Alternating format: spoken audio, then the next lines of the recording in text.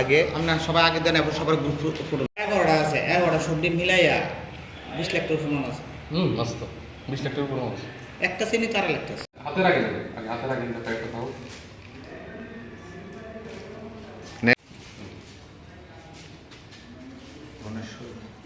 ধনেশ্বরীতে তোলো Rajlakshmi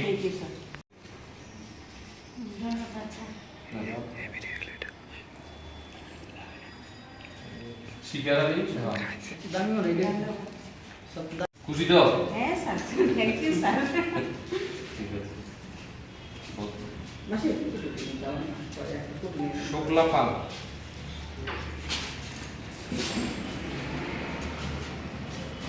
thank you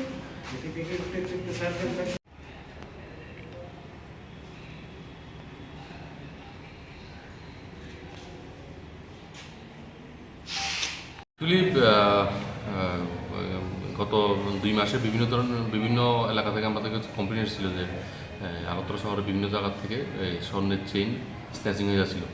পরবর্তীতে আমরা একটা অভিযোগমূলে তদন্ত শুরু করে আমরা অনেকগুলি স্বর্ণের চেইনই উদ্ধার করি এবং পরবর্তী উদ্ধার করার পরে আমরা দুজনকে অ্যারেস্ট করি। অ্যারেস্ট করার পরে তাদের হেফাজত থেকে আমরা প্রায় 13টি স্বর্ণের চেইন উদ্ধার করি। তো পরবর্তীতে ফর্মালিটি করে আজকে আমরা ওই স্বর্ণের চেইনগুলি 11টি স্বর্ণের চেইন বিভিন্ন মালিকদের কাছে আমরা আজকে হ্যান্ডওভার করে দেবো ওদেরকে। যাদেরকে ধরেছেন তারা কি এখন কোথায় আছে? যারা তারা এখন জেলে আছে। সব কি ছিনতাইকারী না চুরি? না, সবগুলি চিন্তাই করে। মানুষ যখন মর্নিংয়ে যায়, ইভিনিং ওয়াকে যায়, মহিলারা ওদের থেকে গোলা থেকে চিন্তাই করে করে বাইক দিয়ে এসে চিন্তা করে নিয়ে যেত। এই বেশিরভাগ কোথায় থেকে ছিনতাই? বিভিন্ন এলাকা থেকে হয়েছে, চানমারি, এসডিও চৌমনি, জিবি, রামনগর, দলেশ্বর এবং রাধানগর। কমপ্লেন করার কতদিন পরে আপনারা এটি উদ্ধার করতে পেরেছেন? উইদিন 2 মান্থ আমরা সবগুলি উদ্ধার করেছি। আজকে কয়টা চেইন উদ্ধার? ফিরে পেয়েছি আমরা জুন মাসের 5 তারিখ হারানো গিয়েছে এবং বিভিন্ন কাছাকাছি ডেটে অন্য গেছে। এবার আমরা পুলিশ ডিপার্টমেন্টে জিডি এন্ট্রি করেছি এবং অভয়নগর যে থানার ওসি স্যার, জয়নাল স্যার, ওনার নেতৃত্বে এবং এনসিসি থানার ও এটা জয়েন্টলি কাজ করেছে। ওনারা অ্যারেস্ট করেছেন ছিনতাইবাজকে, আমাদেরকে ইনফর্ম করেছে, আমরা আসা যাওয়া করে চিহ্নিত করে গেছি। প্রসেসিং হয়েছে দীর্ঘ প্রায় 1 মাস।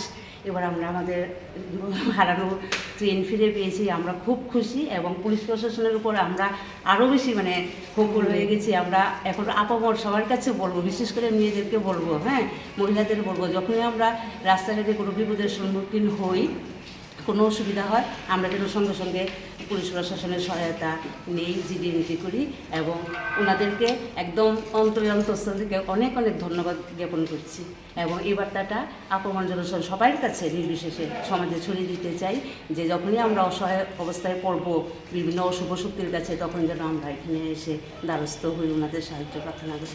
সবার কাছে একটা পুলিশদের নিয়ে সবারই একটা ধারণা ছিল, আমাদেরও হয়তো এরকম একটা ধারণাই ছিল। যখন আমরা চেনটা পাওয়ার পর রিসেন্ট কোনো আপডেট পাইনি, তখন আমরা ভেবেছিলাম যে হয়তো চেনটা আর পাবো না, পুলিশ হয়তো কোনো কাজ করছে না। কিন্তু দুজন স্যারকে অনেক অনেক ধন্যবাদ, তারা আমাদেরকে ভুল প্রমাণ করেছে। আসলে পুলিশ কীরকম কাজ করে না করে এটার প্রমাণ আজকে আমার হাতের এই চেনটাই বলে দিচ্ছে। আমি আর কি বলবো।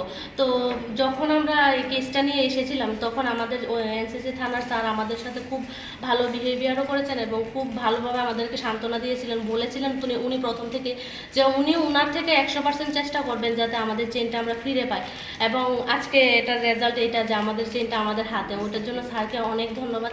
আর আমাদের অভয়নগর আউটপোস্টের যে স্যার, ওনাকেও অনেক অনেক ধন্যবাদ।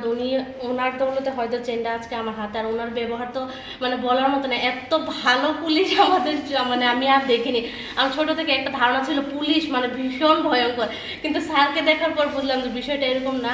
এত ভালো বিহেভিয়ার, দুজন স্যারকে আমার অসংখ্য ধন্যবাদ। আর এই ধারণাটা একদম ভুল যে পুলিশরা কোনো কাজ করে না বা এরকম কিছু, এটা তো বলা যায় না। এখন কবে এটা হারিয়েছিল?